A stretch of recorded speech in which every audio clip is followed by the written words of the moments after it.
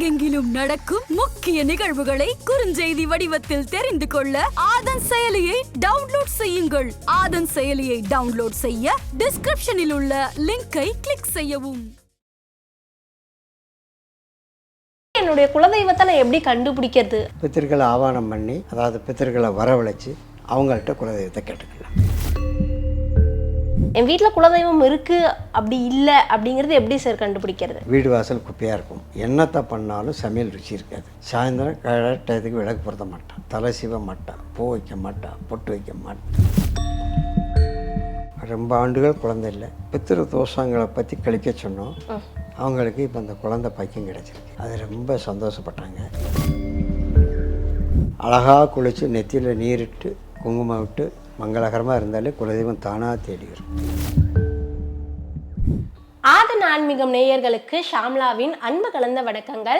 முக்கிய தகவல்களை குறுஞ்செய்தி வாயிலாக தெரிந்து கொள்ள ஆதன் செயலியை டவுன்லோட் பண்ணுங்க. அதற்கான லிங்க் இந்த வீடியோக்கு கீழே டிஸ்கிரிப்ஷன்ல இருக்கு. நம்ம ஆதன் ஆன்மீகத்துல ஆன்மீகம் சம்பந்தப்பட்ட பல கேள்விகளுக்குமே தினந்தோறும் ஒவ்வொரு வகைகளில் பதில்களை பார்த்துக்கிச்சுக்கோம். அந்த வகையில இன்னைக்கு நம்மோடு யார் இணைஞ்சிருக்காங்க அப்படின்னு பாத்தீங்கன்னா, தேவ பிரசன்ன முறையில சரியான குலதெய்வத்தை கணித்து கொடுக்கக்கூடிய தென்காசி ஈஸ்வர சுவாமிகள் ஐயா தான் இன்னைக்கு நம்மோடு இணைஞ்சிருக்கிறாரு. இவர்கிட்ட நிறைய சுவாரஸ்யமான விஷயங்களை பேச போறோம். வணக்கம் ஐயா. வணக்கம். ஃபர்ஸ்ட் என்னுடைய குலதெய்வத்தை நான் எப்படி கண்டுபிடிக்கிறது அப்படிங்கிறது தான் முதல் கேள்வியா இருக்கு இல்லையா? குலதெய்வத்தை கண்டுபிடிக்கணும்னா பித்திருக்களை ஆவானம் பண்ணணும். பித்திருக்களை ஆவானம் பண்ணி, அதாவது பித்திருக்களை வரவழைச்சு அவங்கள்ட்ட குலதெய்வத்தை கேட்டுக்கலாம். இதை தனிப்பட்ட மக்கள் ஒவ்வொரும் பார்க்கலாம். ஆனால் அவங்க இப்போ அதை பார்க்கக்கூடிய தகுதியை இழந்துட்டாங்க. அந்த செயல்முறைகள் அந்த காலத்தில் ஒருத்தராக சொல்லி கொடுப்பாங்க. இப்போ அந்த மக்களை பார்க்கக்கூடிய தன்மை அவங்ககிட்ட இல்லை. அதனால் இந்த விஷயங்கள் தெரிஞ்ச எங்களை போன்ற சிலர் இருப்பாங்க. அவங்கள்ட்ட இவங்க தொடர்பு கொண்டு குலதெய்வத்தை எப்படி வழிபாடு பண்ணணும். இப்போ எங்களுக்கு குலதெய்வத்தை பற்றி கேட்கத்தான் தெரியும், எந்த இடத்துல இருக்குதுன்னு சொல்ல தெரியும். ஆனால் பித்திருக்களை ஆவானம் பண்ணணும்னா நான் அத்தனை பேருக்கும் பண்ண முடியாது. ஒரு ஆளுக்கு பித்திருக்களை ஆவானம் பண்ணி அந்த கலையத்தில் இருக்க வச்சு பண்ணுறதுக்கு 1300 ஆகுது அந்த பூச்சை. அதனால் அந்த செலவுகள் இப்போ வேறு ஆள் பண்ணுறாங்க. கேரளாவில் ஒரு நம்பிக்கை கொடுத்து அந்த ஆத்மாக்கள் பூரா அந்த கும்பத்தில் ஆவானம் பண்ண அந்த கும்பத்தில் இருக்க தண்ணி பூரா தானாக வெளியே வரும், வெளியே சிந்திடும். இல்லை சில பேருக்கு கலையமே வெடிச்சிடும்.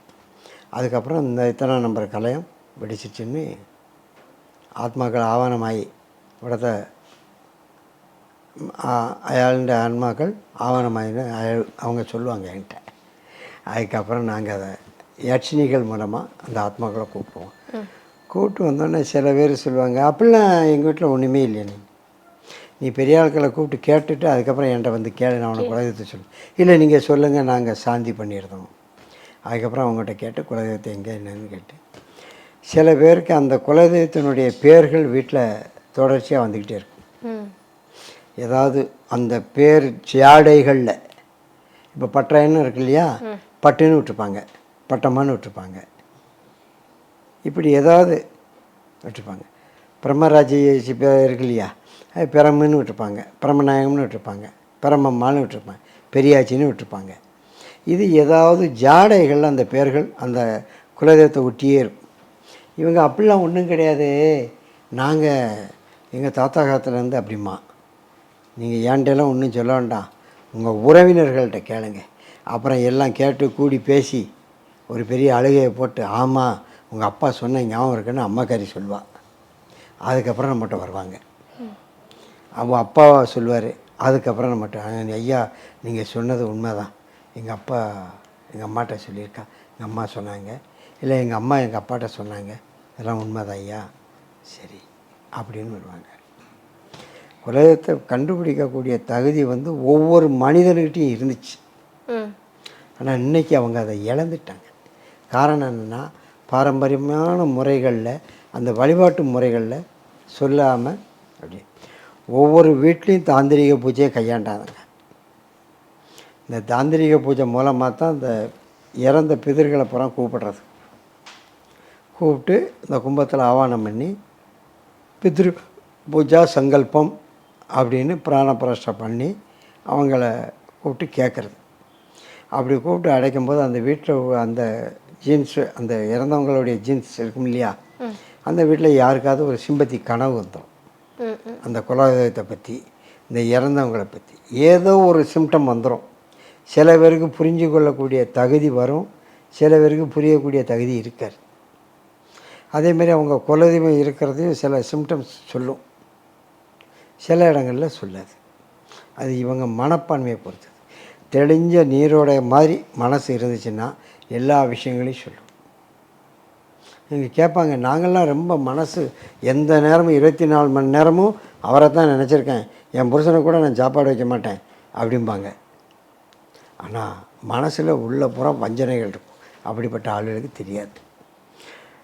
இறை சிந்தனையோட ஆத்மார்த்தமான மனதோட அந்த பித்தர்கள் நம்ம பிள்ளைகள் நல்லா இருக்கணும்னு நினைப்பாங்க இல்லையா, நீங்கள் எங்களுக்கு தகவலை சொல்லுங்கள் அப்படின்னு சொன்னால் அவங்களுக்கு கனவில் அது சொல்லத்தான் செய்யும். இன்றைய காலகட்டத்தில் ஒரே இரைச்சல். சினிமா கதை, மாமியார் மருமகளை எப்படி கொள்ளுதா, மாமியாரை எப்படி அடிக்கா, இப்படிங்கிற சிந்தனை தான் ஒவ்வொரு வீட்லேயும் ஓடிக்கிட்டு. ஒரு வீட்டுக்குள்ளே கால் எடுத்து வச்ச உடனே தனி கொடுத்தனம் போகணும்னு கூப்பிட்டு வந்துடுறாங்க. கூட்டு குடும்பமாக இருந்தால் மட்டும்தான் பாரம்பரியமான விஷயங்கள் நம்ம கேட்டுக்கிட முடியும். இப்போ உள்ள மாமியாரும் அப்படி தான், இப்போ உள்ள மருமகளும் அப்படி தான் இருக்காங்க. கூட்டு குடும்பமாக இருந்தால் மட்டும்தான் நம்ம பணத்தை மிச்சம் பிடிக்க முடியும். நம்ம என்னென்ன வீடு எப்படி வாங்கணும்னு நினைக்கிறோமோ அப்படி வாங்க முடியும். அப்படி வாங்கினாலும் அம்மா அப்பாவை கூட்டுட்டு தான் போகணுமே தவிர தனியாக விட்டுட்டு போனேன்னா நம்ம பிள்ளைகளுக்கு ஒரு பரந்த ஒரு எண்ண பரிமாற்றங்கள் இல்லாமல் போய்டும். அவங்களுக்கு மனசு ஃப்ரீயாக தாத்தா பாட்டிகிட்ட சுதந்திரமாக இருந்த மாதிரி வேறு எங்கேயும் இருக்காது. அவங்களுக்கு ஒரு மறைமுகமான ஒரு ஆசான் தாத்தா பாட்டி தான். இதை செய்யணும், இதை செய்யக்கூடாது, இப்படி நடக்கணும், இப்படி நடக்கக்கூடாதும்பாங்க.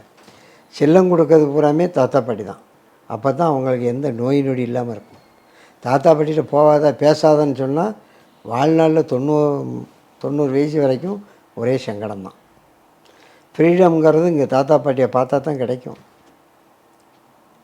தாய் தப்பனா நீ அங்கே போகாத, நீ படிப்பு போயிரும்னா, படிப்பெல்லாம் இந்த காலத்தில் மாடு மேய்க்க கூட லாயப்படாது. பணஞ்சம்பாய்க்கு தான் படிப்பே தவிர படிப்பில் ஒரு சுவாரஸ்யமான நாட்டுப்பற்றோ நம்ம குடும்ப உறவுகள் பற்றோ மனிதாபிமானமோ எதுவுமே பள்ளி பருவத்தில் சொல்லிக் கொடுக்கல. பாத்தியம் பணத்தை நோக்கத்தோடு வர்றான், பிள்ளைகளும் அந்த பண நோக்கத்தோடு தான் படிக்கும்போதே அங்கே ஆசையை உண்டு பண்ணிடுதா, நீ ஐடி கம்பெனிக்கு போகணும், நீ அமெரிக்கா போகணும்னு, நாடு நல்லா இருக்கணும், வீடு நல்லா இருக்கணும் அப்படிங்கல. அவன் ரொம்ப படித்தவனை நினச்சிதான் நீ அனாதையாக கடன்னு அமெரிக்காவுக்கு போயிடுறான். அங்கே போகிறான், எவ்வளோ கல்யாணம் பண்ணிட்டு அங்கேயே செட்டில் ஆகிடுறான். கடைசி தாப்பனும் தாயும் ஒரு நாள் சாப்பாட்டுக்கு. அதனால் எதையுமே நம்ம கண்ட்ரோலோடு வளர்க்கணும். கல்விங்கிறது இந்த காலத்தை பொறுத்த மட்டும் ஒரு காசு பெற. ஏன் சொல்லப்போனால் மாடு மேய்க்கலாம் நிறைய அறிவு வேணும். சும்மா சாதாரணமாக மேய்ச்சல் முடியாது. அதுக்கு சில சிம்டம்ஸில் காலையிலேருந்து சாயந்தரம் வரைக்கும் எந்த ஓரையில் எந்த இடத்துல போதோ அதுக்கு தகுந்தாக்கில் சிம்டம் கொடுக்கணும். அந்த வாய்ட்டு சொல்லுவாங்க அது அந்த மாதிரி சிம்டம் கொடுத்தா தான் அந்த மாடு தானாக வரும். இல்லைன்னா எல்லா நேரமும் அதை கொடுக்க முடியாது. ஒவ்வொரு ஓரையிலையும் அவன் சொல்லி நான் பார்ப்பான், இப்போ இந்த உரையா அப்போ இந்த மாதிரி கூப்பிடணும், அப்படி கூட தானாக மாடு திரும்பி வந்துடும். ஒரு மாடு மேய்க்கையில் இவ்வளோ விஷயங்கள் இருக்குது. நீ படிச்சுட்டு அங்கே நாங்கள் இப்போ அந்த காலத்தில் படித்தோம் மாகாணி வாய்ப்பாடு, அரைக்கால் வாய்ப்பாடுன்னு. அந்த மாதிரி வாய்ப்பாடை படித்து இப்போ அளக்கிறதெல்லாம் கிடையாது. இன்ஜினியர் வரான் 4.4 mm. ஒரு ஜென்ரேட்டர் ஒரு காலத்தில் எலக்ட்ரிஷன் ஆக்கும்போது ஒரு ஜென்ரேட்டர் ரிப்பேர் பார்க்க போயிருந்தேன். இவங்க ஒரு பெரிய கம்பெனி, ஒரு இன்டர்நேஷ்னல் அளவில் உள்ள ஒரு பெரிய கம்பெனி. அதில் நிறையா இன்ஜினியர்கள்லாம் பார்த்து ஒரு காற்று பின் தான். காற்று பின் அந்த வீலை அங்கிட்டும் போகாமல் சப்புன்னு நிற்கிறது, எரித்து பிடிக்கக்கூடிய காற்று பின். பெரிய இன்ஜினியர்லாம் வந்தாங்க, பெரிய இன்ஜினியர்லாம், சீஃப் இன்ஜினியர்லாம் வந்தாங்க. அவங்க லேத்தில் கொடுத்து எடுத்து போட்டாங்க, ஒன்றுமே இல்லை. ஒரு கொல்லாசாரிட்ட போய் சொன்னோம், என்ன வீலில் இந்த மாதிரி இந்த வீல் சரி அடிச்சு இதை தூண்டி போட்டு ஓடும் அப்படின்னாரு. அதை கொண்டாந்து போட்டாங்க, சப்புன்னு நின்றுக்கிடுச்சு. மோட்டரை போட்டு தான் 2000 RPM சுற்றுது. RPM மீனிங் ரொட்டேஷன், ஒரு நிமிஷத்துக்கு 2000 சுற்று. அப்படிப்பட்ட தொழில் தான் அது நேரடியில் பார்த்து பயிலக்கூடியது. அவர் இவ்வளவுக்கும் படிக்கலை அந்த ஆசை. இவன் பெரிய பெரிய இன்ஜினியரிங் படித்தவனால ஒன்றுமே இல்லை. இவன் எம்எம்னு சொல்லி ராவை போட்டு ராவிக்கிட்டு இருக்கான். அதில் ஒரு தொய்வு கொடுக்கான். அந்த தொய்வினுடைய வாட்டம் நூல் இலையில் இருக்குது. அந்த நூல் இலையில் இருக்கக்கூடிய ஒரு கறவை வந்து இவங்களால் கண்டுபிடிக்க முடியலை. அவன் வந்து பார்க்கவே இல்லை அந்த ஆசாரி. இதுக்கு இப்படித்தான் இருக்கணும், இப்படித்தான் இருக்கும், இப்படித்தான் போடணுங்கிறத இருந்த இடத்துல இருந்து அடிச்சிட்டான். அதுதான் உண்மையான படிப்பு. இது மாதிரி வயோதிகர்கள் இல்லைன்னா பிள்ளைங்க பழைய அனுபவத்தில் உண்மையை சொல்லி கொடுக்கறது வயோதிகர்கள் தான். அவங்க சொன்னால் தான் வழிபாடுகள் தெரியும், குலதெய்வ வழிபாடுகள் தெரியும், நாள் நட்சத்திரங்கள் தெரியும். எல்லா விஷயத்துக்குமே முன்னோர்கள் கண்டிப்பாக தேவை. இப்போ குலதெய்வத்தை கண்டுபிடிக்கணும் அப்படின்னா இந்த மாதிரியான விஷயங்கள்லாம் பண்ணணும் அப்படின்னு சொல்லியிருந்தீங்க. இப்போ என்னோட வீட்டில் வந்து குலதெய்வம் இருக்கா இல்லையா அப்படிங்கிற ஒரு சந்தேகமுமே நிறைய பேருக்கு இருக்குது. என் வீட்டில் குலதெய்வம் இருக்குது அப்படி இல்லை அப்படிங்கிறது எப்படி சார் கண்டுபிடிக்கிறது? குலதெய்வம் இல்லைன்னா உள்ள விஷயத்த முதல்ல சொல்கிறேன். காலம்பரை எழுந்திரிச்சு குளிக்க மாட்டான், வீடு வாசல் குப்பையாக இருக்கும், சமையல் என்னத்தை பண்ணாலும் சமையல் ருச்சி இருக்காது, சாயந்தரம் டயத்துக்கு விளக்கு பொருத்த மாட்டான், தலை சீவ மாட்டான், பூ வைக்க மாட்டான், பொட்டு வைக்க மாட்டான், விரிச்ச தலையோடு இருப்பான், குளிக்க மாட்டான் முதல்ல பெண். இது குலதெய்வம் இல்லாத வீடு. குலதெய்வம் இருக்கிற வீடு காலம்புற சாம்பிராணி வாடை, பத்தி வாடை, மங்களகரமாக இருக்கும். அந்த வீட்டுக்குள்ளே காக்காயோ பறவைகளோ ஏதோ கால்நடைகளோ வரும். எந்த ஒரு ஆலயமாக இருந்தாலும் தான் இயற்கை ஜீவன்கள் இந்த ஆலயத்துக்குள்ளே வரும். ஏன்னா அந்த இறையாற்றலை கிரகிக்க வரும். அப்படி அந்தந்த வீடுகளுக்குள்ளே குழந்தைகளும் எந்த நேரமும் மங்களகரமாக இருக்கும். ஏன்னா எந்திரிச்சு ஸ்கூல் போன சட்னி இருந்துட்டாங்கன்னா உடனே எந்திரிச்சிடும். எந்திரிச்சு குளிச்சு கிழிச்சு போட்டு தண்ணித்தில் எத்தனை நேரம் பிடிச்சி சாமி கூட போயிடும். இது குலதெய்வத்தின் அருள் இருக்கிற வீடு. இவ்வளவுக்கு மேலே அந்த விளக்கு பொறுத்துறாங்க இல்லையா, அந்த விளக்கில் ஒரு தீட்சண்யம்னு ஒன்று இருக்கும். அந்த விளக்கை அவ்வளோ மங்களகரமாக விளக்கி அதை பொட்டு வச்சு அந்த மகாலட்சுமி அங்கே இருக்கிற மாதிரியே இருக்கும். அந்த சிம்பத்தி வந்து அங்கே தெரியும் ஐஸ்வர்யம் குலதெய்வம் இருக்கிற இடத்துல. ரெண்டாவது, குலதெய்வம் இருக்கிற இடத்துல எந்த இடத்துலையும் குப்பை குளங்கள் சேராது, உடம்புல ஒரு நோய் இருக்காது. எனக்கு குறுக்கு வலிக்கு, எனக்கு 15 நாள், எனக்கு 20 நாள் அப்படிங்கிறதெல்லாம் அங்கே கரெக்டாக அந்தந்த பீரியடுங்க அந்த டயத்தில் உடம்பும் ஆரோக்கியமாக இருக்கும். எந்த துருத்தனமான விஷயங்கள் வீட்டில் இருக்காது, மங்களகரமாக இருக்கும். புருஷன் முன்னாட்டிக்குள்ளே அந்நியமான ஒரு பழக்க வழக்கம், எல்லாருமே நல்ல ஒரு சந்தோஷமான இருக்கும்.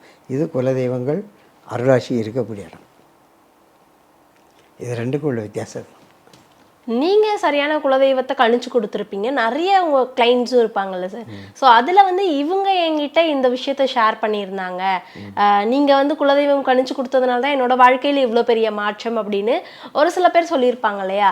ஸோ அதில் இப்போ வரைக்குமே எப்பயுமே உங்களுக்கு நினச்ச உடனே வர விஷயம், சொன்னவங்க இந்த விஷயம் சொல்லியிருந்தாங்க அப்படின்னா அது என்ன மாதிரியான விஷயங்களா இருக்கும்? நிறைய பேர் ஒரு பித்திரு தோஷங்களை பற்றி கழிக்க சொன்னோம். கழிச்சிட்டு அந்த சுவாமியை வழிபாடு பண்ண மதுரை உள்ள சுவாமி ரொம்ப ஆண்டுகள் குழந்தை இல்லை, அவங்களுக்கு இப்போ அந்த குழந்தை பாக்கியம் கிடச்சிருக்கு. அது ரொம்ப சந்தோஷப்பட்டாங்க. அங்கே பாம்பேயில் இருக்கிறாங்க. அதே மாதிரி மலேசியாவில் உள்ளவங்க வந்தாங்க. அவங்க குழந்தைகள் பேச்சு திறனற்று இருந்துச்சு. அவங்களுக்கு அந்த கோயிலில் போய் என்ன செய்யுங்கன்னு சொன்னால் செஞ்சுட்டு வந்தாங்க. இப்போ அந்த குழந்தை நல்ல பேச்சு திறனோடு இருக்குது. அவங்க நல்ல சந்தோஷமான. இப்படி நிறைய விஷயம் இருக்குது. ஒரு நபருக்கு ஒரு விஷயத்த சொன்னேன், அவர் அதை கேட்கலை. அதாவது சில காலங்கள் முடிவு காலங்கள்னு இருக்கும், கோச்சார பலன்கள் விஷயமாக அவங்களுக்கு இந்த வயசில் மரணகண்டி சாஸ்திரம்னு உண்டு. அதன் மூலமாக அந்த மரணம் ஏற்படக்கூடிய சாத்தியக்கூறுகள் இருக்குது. அதை சொல்லியிருந்தால் அவர் கேட்கலை. அதுலேருந்து ஒரு குறிப்பிட்ட காலத்தில் காலமாயிட்டார். அவ்வளோதான். நம்ம சொல்ல கேட்கலாம், அது சேட்டான் கேட்கலாம். அவங்க வந்துட்டு சில விஷயங்களை சொன்னால் அதை நாங்கள் விட்டுருவோம். எப்போதும் அவனை கூப்பிட்டு வச்சு நான் மடியில் வச்சு கொஞ்சிகிட்டு இருக்க முடியாது. சரி, அப்படியே நடந்துக்கிட்டு போட்டோம் பாட்டு. அதுக்கப்புறம் ஒய்ஃபு மிஸ்ஸஸ் பேசுகிறாங்க, மாதிரி காலமாயிட்டார். நீங்கள் சொன்னதை அன்றைக்கே அவர் என்கிட்ட சொன்னார், நான் கேட்கலை, நானும் கேட்கல, அவர் கேட்கல, இறந்து இப்போ என்னையா செய்யலாம்? இனிமேல் நான் என்ன செய்ய முடியும்? ஆண்டாண்டு காலமாக அழுது புரண்டாலும் மாண்டார் வருவதுண்டோ? கிடையாது. முடிஞ்சு வச்சு. அன்னைக்கு அந்த மருந்தை சாப்பிட்ருந்தாருன்னா அன்னைக்கு உள்ள சூழ்நிலையில் அவர் தப்பிச்சிருப்பார். ஏன்னா அந்த மருந்து வந்து செவ்வாயினுடைய ஆதிக்கத்தில் உள்ளது. அவருக்கு இறப்பினுடைய ஆதிக்கம் இருக்குது. இந்த செவ்வாயினுடைய ஆதிக்கத்தில் உள்ளே போயிடுச்சுன்னா கண்டிப்பாக அந்த இறப்புங்கிறது அவருக்கு இருக்காது. ஆனால் இறப்பு இருக்கும். அந்த வயசு முடியும் போது அவருக்கு இறப்பு இருக்கும். இப்போ அவர் தப்பிச்சு கிடப்பார். அந்த காரணத்தை கொண்டு தான் நம்ம ஓப்பனாக சொல்லக்கூடாது. இவர் செத்து போவாரே நீ இந்த மருந்தை சாப்பிடு அப்படின்லாம் சொல்லக்கூடாது. அது அலோபதி டாக்டர் தான் அது வழக்கம். இன்னும் 10 நிமிஷம் நீ இந்த ஊசி போடலைன்னா செத்து போவா அப்படின்ட்டுருவான். எவ்வளோ ஒரு 5 லட்சத்தை கெட்டு 10 நிமிஷத்தில் இந்த ஊசி பண்ணோம். இந்த ஊசி ரேட்டு 3 லட்ச ரூபா. போடலை செத்து போயிடுவேன் அப்படின்னு சொல்லக்கூடிய வார்த்தை அவங்கள சேர்ந்தது. அந்த டாக்டர்களும் இன்றைக்கி மட்டும் மருத்துவம் பார்க்காங்க. அது தொழில்ருவாங்க. ஏன்ட அது தொழில், அது நம்ம இங்கே பேச வேண்டாம். அப்போ அவங்களுக்கும் அந்த பயம் இருக்கத்தான் செய்யுது. உடல் உபாதைகளுங்கும்போது ஒரு மருத்துவருக்கு அவங்க மருந்து வேலை செய்யாது. அது யாராக இருந்தாலும் சரிதான், நானாக இருந்தாலும் சரிதான். அதை அப்படியே அதுக்கு தகுந்த உணவு முறைகள்லாம் கொடுத்து நான் அதை கழிச்சிக்கிட்டுவேன். அதுமாதிரி அலோபதி டாக்டரும் அப்படி தான். மற்ற எந்த டாக்டராக இருந்தாலும் அவங்களுக்கு அவங்க மருந்து வேலை செய்யாது. காரணம் என்னென்னா அதே கண்டு கண்டு கண்டு கண்டு பழகிட்டாங்க. இது என்ன செய்யும், இது என்ன செய்யும்னு. அதனால் அது வேலை செய்யும். கொல்லம் பச்சலை, கொல்லப்புறத்து பச்சலை மருந்து உதவாதுன்னு சொல்லுவாங்க. அந்த மாதிரி. அதே மாதிரி இப்போ குலதெய்வம் அப்படிங்கிறதையும் தாண்டி நீங்கள் இந்த மாதிரியான பெரிய விஷயங்கள்லாம் சொல்லியிருந்தீங்க. இதை கண்டுபிடிக்கிறதுக்கு இதெல்லாம் பண்ணணும் அப்படிங்கிற மாதிரி. இதெல்லாம் தவிர எங்கள் வீட்டிலையே நான் ஏதாவது ஒரு சின்ன விஷயத்த பண்ணேன்னா என்னோடய குலதெய்வம் என்னோடய வீட்டுக்கு வர முடியும், அப்படி இல்லைன்னா என்னோடய வீட்டில் குலதெய்வம் இருக்குது இல்லை அப்படிங்கிறத தெரிஞ்சுக்க முடியும் அப்படின்னா அது என்னவா இருக்கும் ஐயா? அதான் சொல்லிட்டேனே, வீடு வாசல் மொழி சுத்தமான முறையில் விளக்கு பொறுத்தனால் குலதெய்வம் இருக்குது. தலையை விரித்து போட்டு காலம்பரை எழுந்திரிச்சோன்னா தலையை போட்டு பறந்தாலே அங்கே மூதேவி தான் இருக்கும். எந்த நேரமும் தலையை போட்டு சொரியக்கூடாது. அது ஒரு பெரிய விஷயம். சுகாதாரமான ஆன்மீகங்கிறதே சுகாதாரமாக இருக்கிறதுக்கு பேர் தான் ஆன்மீகம். விளக்கு பொருத்தும் போது வெளியே இருந்து பேசிக்கிட்டு இருக்கக்கூடாது. வாசலில் தலையை விரித்து போட்டுட்ருக்கக்கூடாது. செருப்பை வீட்டு வாசலுக்கு நேராக போடக்கூடாது. இப்படி நம்ம அடுக்கிக்கிட்டே போகலாம். எது எது உகந்தது அல்லவோ அதை புறம் செயல்படும். அழகாக குளித்து நெத்தியில் நீரிட்டு குங்குமம் விட்டு மங்களகரமாக இருந்தாலே குலதெய்வம் தானாக தேடி வரும். அதை விட்டுட்டு குளியாமல் ஐயாமல் முகத்தை மட்டும் கழிட்டு அதுவும் வரும். அது ஒரு தெய்வம்தான். அவள் கிழது மேலே வரக்கூடியவா, அவளோட ஆயுதம் சுளவு, அதெல்லாம் அதுவும் ஒரு குலதெய்வம் தான். அது இன்னும் தவறாக சொல்லக்கூடாது. குலதெய்வம் இல்லை, முப்பெருந்தேவி அம்சமானவளவா. நிறைய பேருக்கு குலதெய்வங்களை பற்றி நிறைய சந்தேகங்கள் இருந்திருக்கும். எப்படி பார்க்கறது, எப்படி கண்டுக்கிறது, எங்கள் வீட்டில் இருக்கா இல்லையா அப்படிங்கிற மாதிரி. ஸோ அது எல்லாத்துக்குமே உங்களோட நேரத்தை செலவு பண்ணி நிறைய விஷயங்களை சொல்லியிருந்தீங்க. ரொம்பவே நன்றி ஐயா.